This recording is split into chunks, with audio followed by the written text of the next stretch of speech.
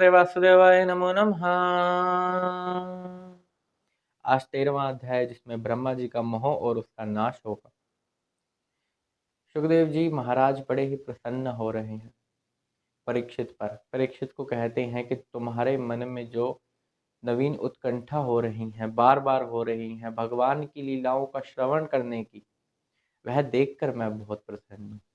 भगवान की लीलाओं को सुनकर जो तुम्हारी आंखों में अश्रु आते हैं, वह देखकर मैं बहुत प्रसन्न हूँ। जो तुम्हारी रुचि है भगवान के प्रति और उनकी लीलाओं में और उनका चिंतन करना, अपने हृदय में उनकी छवि को लेकर आना, यह देखकर मैं बहुत प्रसन्न हूँ। हर एक जीव को इसी बात पर ध्यान रखना चाहिए कि वह नित्य प्रति भगवान की लीलाओं का श्रवण कीर्तन जरूर करे। यह बहुत ज़्यादा जरूरी है। वह तो यह भी कहती हैं कि जैसे एक लंपट पुरुष स्त्रियों की बातों में रुचि रखता है, उससे भी ज़्यादा रुचि रखकर हमें भगवान की लीलाओं का श्रवण अवश्य ही करना चाहिए।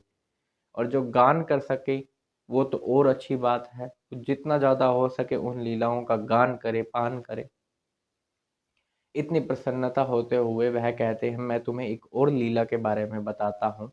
यह है तो बड़ी ही रहस्यमयी, इसे हर किसी को नहीं सुनाया जा सकता, लेकिन तुम प्रिय शिष्य हो और आचार्य होने के नाते मैं तुम पर यह कृपा जरूर करूंगा, तो तुम इसे ध्यान करके सुनो। वह कहते हैं कि श्री कृष्ण भगवान ने जब अघासुर का उद्धार किया तो यह सब देवताओं ने देखा और सभी प्रसन्न थे। तो इसके बाद वह अपने मित्रों को, अपने ग्वाल बालों को जिनके साथ वह आए हुए हैं, उनको कहते हैं, चलो हम यमुना के पुलिन पर चलते हैं, यह बड़ा ही रमणीय है। वहां जाकर देखो, अब दिन भी बढ़ता जा रहा है, तो हम जाकर वहां पर कलरव कर लेते हैं, यानी भोजन कर लेते हैं। तो सभी ग्वाल बाल उनकी हाँ में हाँ मिलाते हैं और कहते हैं, ठीक है ठीक है ठीक है, चलो चलते हैं। फिर वह वहां चले जाते हैं यमुना तट पर। यमुना जी के पास बैठकर बड़ा ही सुंदर वातावरण, जो वृंदावन की वहां की शोभा है, वहां तो मानो क्रोध, लोभ, मोह, माया यह सब प्रवेश ही नहीं कर सकते, ऐसी सुंदर जगह। और ऊपर से भगवान श्री कृष्ण बैठे हुए हैं, वह सभी वहां पर बैठ जाते हैं जब यमुना जी के पास। वहां उनके मित्र बैठ जाते हैं, ऐसे आपस में जुड़कर बैठते हैं जैसे कमल की पंखुड़ियां आपस में जुड़ी हुई होती हैं। सभी बैठकर भोजन कर रहे हैं। कोई अपना अपना प्रदर्शन करता है किसी भी प्रकार से जो उसको पसंद हो और सबको हंसाता है। सब मिल बांट कर खा रहे हैं और सबका ध्यान श्री कृष्ण की ओर ही है, क्योंकि उनकी जो छवि है उस समय बड़ी ही निराली है। उनकी कमर में मुरली है, उनके हाथ में एक ग्रास है जिसमें दही और माखन लिए हुए हैं वह, और वह मिश्रित से है। तो इतनी सुंदर छवि को देखकर इस प्रकार उनके जो सखा हैं उनसे भी उनका ध्यान नहीं हट पा रहा। और साथ ही यह बात भी कि सभी यज्ञों के एकमात्र भोक्ता वह भोजन कर रहे हैं इन सब के साथ बैठकर।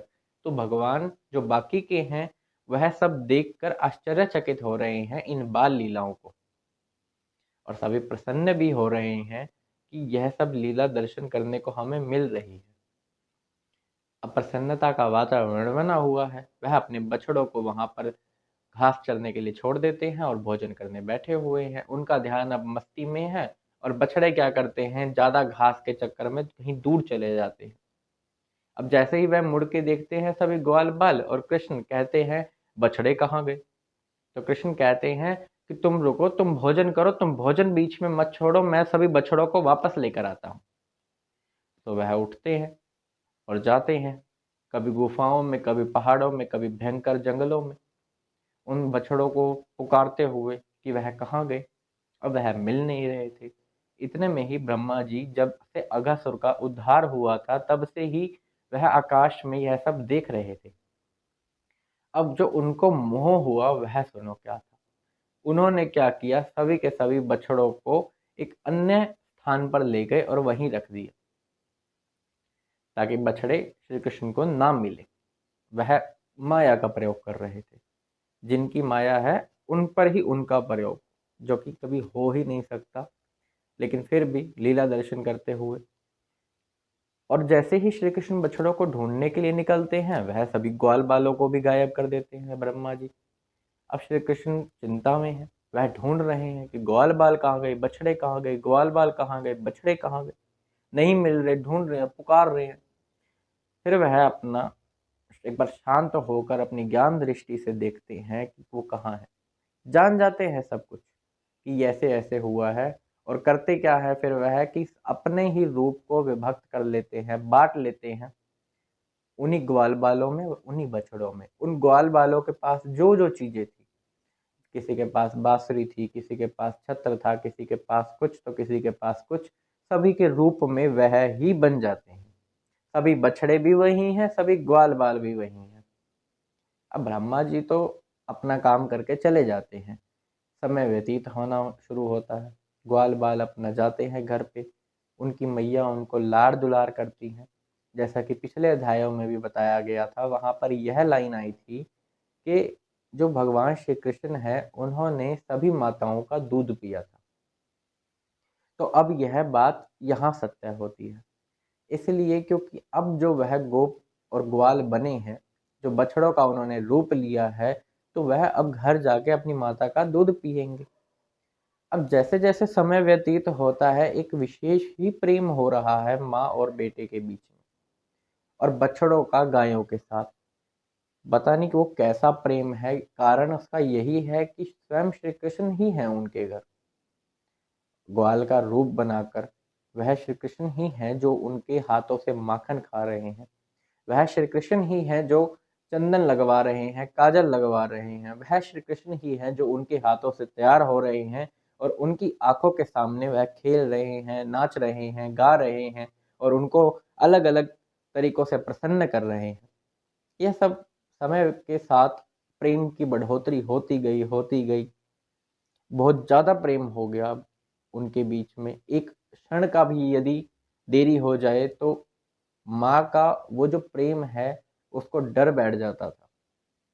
कुछ विशेष ही प्रेम के कारण उनके स्तनों से दूध की धारा ही बह जाती थी और वह तो अपने बच्चों से स्नेह कर करके कभी थकती ही नहीं थी। बहुत ज़्यादा स्नेह हो गया था।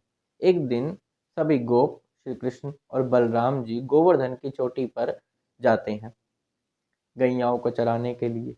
अब गैयाएं दूर से देखती हैं कि बछड़े हैं सामने कहीं दूर, और वो ना इधर देखती हैं ना उधर देखती हैं। वह तो अलग अलग स्थान से, जो कि भयंकर भी हैं, ऐसे दौड़ती हैं कि मानो कोई मनुष्य दो पांव पर दौड़ रहा हो। वह इतनी तेजी से दौड़ के जाती हैं, सभी गोप भी क्रोधित हो रहे हैं गैयाओं की इस हरकत पर। लेकिन वह वहां जाती हैं और फिर बछड़ों के साथ उनका स्नेह, यह तो होना ही था, क्योंकि वो बछड़े तो और कोई नहीं, वह तो स्वयं श्री कृष्ण है। तो गैयाओं का उनका प्रेम स्वाभाविक ही है। वह वहां पहुंचती हैं, पीछे पीछे गोप जैसे तैसे उस मार्ग से होते हुए वहां पहुंचते हैं। वह देखते हैं उन बछड़ों के साथ में उनके भी बच्चे हैं। अब वो बच्चे भी उन्हीं का ही रूप है, श्री कृष्ण भगवान का। और वह जब वैसे ही जहाँ जाते हैं तो उन सब बच्चों को भी गले लगा लेते हैं और सारा अपना क्रोध भूल जाते हैं। अब ब्रह्मा जी आते हैं। अब ब्रह्मा जी के जाने और आने में कितना समय में परिवर्तन आया, यहाँ पर तो बताया गया है कि 1 वर्ष का अपना अंतर लगा। अब यह सब बलराम जी भी देख रहे थे और बलराम जी के मन में आया, यह प्रेम जो है ये बहुत ज्यादा हो रहा है। जिस प्रकार से गैयाओं का भागना और गोपों का दौड़ना और फिर अपने बच्चों को गले लगा लेना, सारा क्रोध भूल कर, तो वह क्या करते हैं, अपनी ज्ञान दृष्टि से देखते हैं कि ये क्या माया है और किस भगवान की है। वह देखते हैं कि बछड़े भी श्री कृष्ण हैं, ग्वाल भी श्री कृष्ण हैं, गोप भी श्री कृष्ण हैं, सभी श्री कृष्ण में है। और श्री कृष्ण ही मेरे को सर्वथा हर जगह दिखाई दे रहे हैं। तो इसका क्या कारण है, वह अपने अब छोटे भाई से पूछ रहे हैं कि भगवान आप ही बताइए। तो वह उनको सारा कुछ बताते हैं कि ब्रह्मा जी ने ऐसे ऐसे यह करतूत की है। अब ब्रह्मा जी वहां पर आते हैं, वह सब देखते हैं कि यहाँ तो सारे बछड़े हैं, सारे ग्वाल भी हैं, तो मैंने तो इन्हें अन्य स्थान पे रखा था। अब वह वहां जाकर देखते हैं जहाँ उन्होंने रखा था, वहां देखते हैं तो वहां भी हैं, यहाँ देखते हैं तो यहाँ भी है।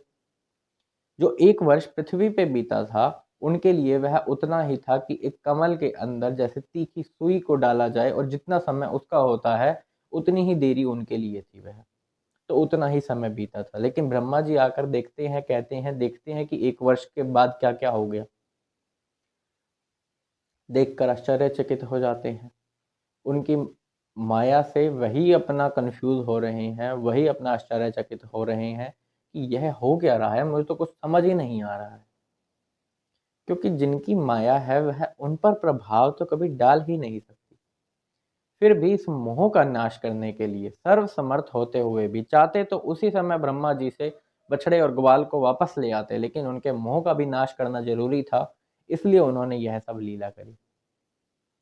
ब्रह्मा जी को कुछ समय के बाद अपना होश आता है, वो भी भगवान की कृपा से। जब भगवान की माया का पर्दा उनकी आंखों के आगे से हटता है, तब उन्हें ज्ञात होता है कि हाँ, यह मेरा शरीर है, यह चारों दिशाएं हैं और मैं वृंदावन के दर्शन कर रहा हूँ, वृंदावन धाम के दर्शन कर रहा हूँ, जहाँ पर किसी प्रकार का क्रोध और माया नहीं है, किसी प्रकार का द्वेष और दंभ नहीं है। तो वहाँ पर वह उन उस वृंदावन धाम के दर्शन कर रहे हैं जहाँ पर श्री कृष्ण अपना समय व्यतीत करते हैं। और एक बार जैसे ही वह भगवान को देखते हैं, श्री कृष्ण को, तो उनको तो हर जगह ही वही दिखाई दे रहे हैं। अब माया करके हो रहा है यह सब। वह तो इतना सब भी देखते हैं कि सभी के सभी ग्वाल बाल जो हैं, बछड़े जो हैं, गोप जो हैं, वह सभी श्री कृष्ण हैं। और जो उनके आसपास की चीजें हैं, चाहे वो हवा है, काल है, अणिमा लगिमा, जो सिद्धियां हैं, वह सभी उनकी उपासना कर रही हैं। उनका चतुर्भुज स्वरूप का सुंदर वर्णन होता है, जो कि शुकदेव जी परीक्षित को करते हैं। अब माया का पर्दा जब हटा तो ब्रह्मा जी अब आते हैं। उनके जो 4 मुकुट हैं वह उनसे उनके चरणों को छूते हैं, दंड के समान लौट जाते हैं। और यह वह कई बार करते हैं, कई बार उनके जो अश्रु हैं प्रेम के वह बहे जा रहे हैं। कुछ समय के पश्चात जब वह अपने अश्रु को रोकते हैं, उठते हैं और फिर उनकी स्तुति करते हैं, उसका वर्णन अगले अध्याय में होगा।